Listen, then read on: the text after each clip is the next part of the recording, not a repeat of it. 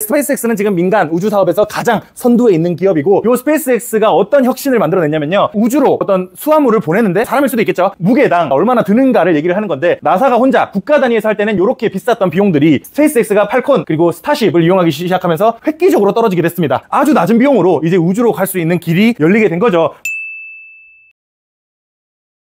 세 번째, 마침내 민간의 영역이 된 우주 탐사 얘기를 드릴 거고요. 미국의 민간 달 탐사선 블루고스트라는 놈이 달에 탐사를 성공했습니다. 민간 기업으로서는 두 번째 달 착륙 성공 사례다라고 이야기를 하고 있고요. 한국에서 또 관심이 있었던 거는 한국의 시조를 8편을 거기에 같이 실어 보냈다라고 이야기를 하고 있습니다. 달 탐사가 그냥 쏴서 보내면 되는 거 아니야? 라고 생각하실 수가 있는데, 이게 얼마나 어려운 거냐면요, 일단 지구 궤도까지 내보내야 됩니다. 지구 궤도까지 내보내는 것도 아주 어려워요, 사실. 이건 좀 이따 말씀드리겠지만. 그리고 궤도를 확장해가지고 이렇게 날아가다가 스윙바이 하듯이 달의 궤도에 포착돼야 되고, 그러면서 역추진을 해가지고 또 이제 속도를 줄여야 됩니다. 이거를 다 수학적으로 계산해야 된다는 거예요. 2차원으로 표현했지만 3차원 공간에서 이 짓을 해야 됩니다.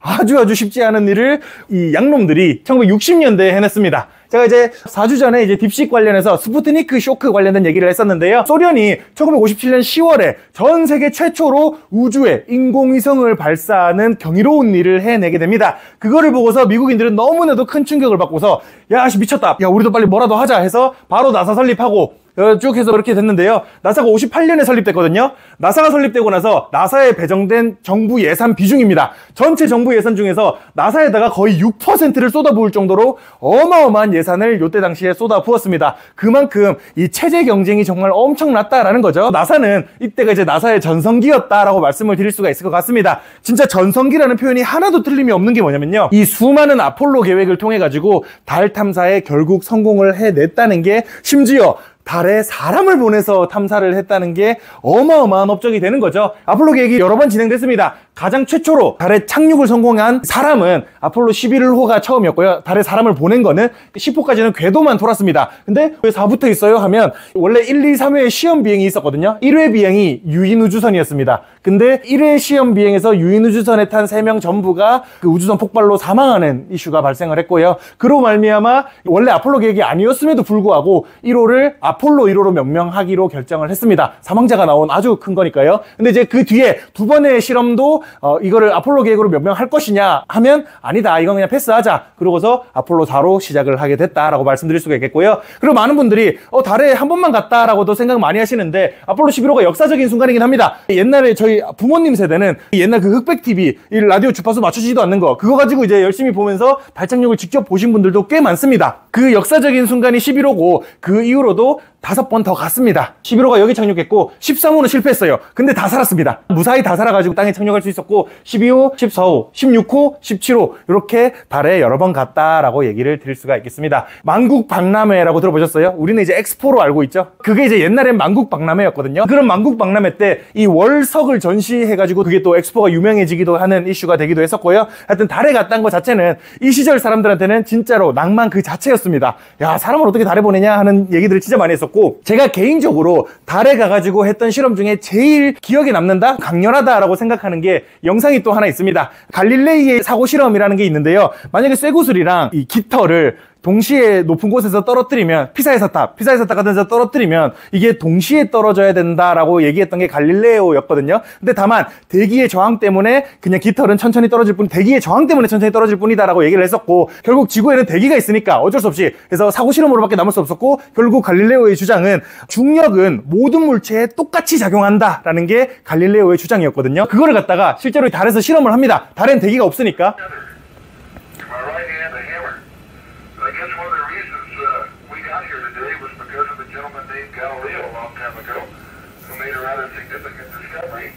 About falling objects in gravity fields, and we thought that where would be a better place to confirm his findings than on the moon.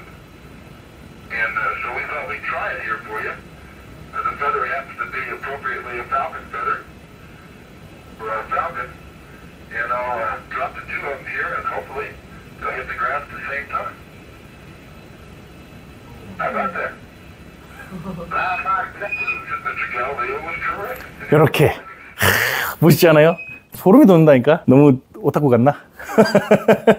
어쨌든 간에 달에서 이제 이런 실험까지도 하면서 많은 업적들을 만들어낼 수가 있었습니다. 이제 이 세턴 5호에 대해서 또 말씀을 좀 드릴 건데요. 이거는 로켓입니다. 결국 달까지 간 탐사선은 요 끄트머리가 전부예요.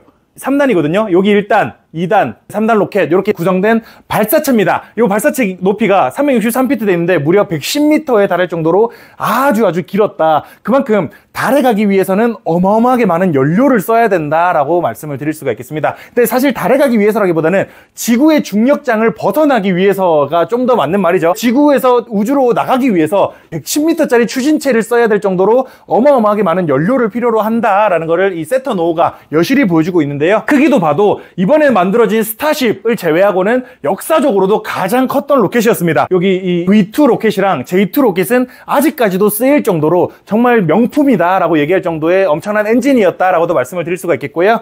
최근에 만들어진 이 스타쉽은 제가 10월 달에 이슈 리뷰에서도 한번 보여드렸던 적이 있었습니다. 일론 머스크가 스페이스X를 만들었잖아요. 원래 전통적으로는 추진체를 다 썼으면 일단 분리하면 그냥 바다에 빠뜨리는 게 계획이었어요. 사람한테 피해 안 가게. 근데 이 일론 머스크가 생각을 한 게 이 추진체를 다시 회수를 하면 재사용을 하면 돈을 많이 아낄 수 있지 않을까라는 생각을 했고, 그렇게 시작한 게 이 펠컨이라는 놈이었거든요. 이 펠컨이라는 놈은 길이가 이제 한 70m 정도 되는데 착지할 때 산발이를 쫙 펼쳐가지고 세 발로 착륙장에 설 수 있게 만들어 놓은 구조였었습니다. 이거는 꽤 오래전부터 쓰이고 있었어요. 이번에 만든 이 스타쉽은 무려 120m에 달하는데 요거는 산발이 가지고 고정하기에는 너무 높은 거예요. 층수로 따지면 50층 정도 되는 건물인데 50층짜리 건물을 어떻게 그거를 고정을 시킬 수가 있겠습니까? 스페이스X가 했던 생각은 뭐냐? 제가 지난번에 영상 한번 보여드렸을 겁니다.